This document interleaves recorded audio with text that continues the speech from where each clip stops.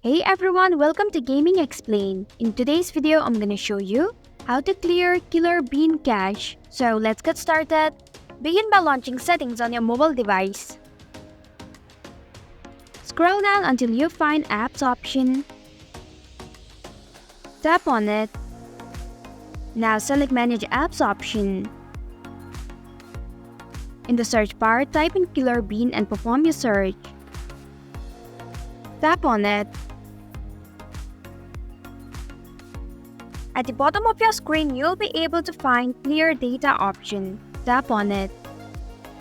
To clear Killer Bean cache, tap on Clear Cache option. And then tap on the OK button.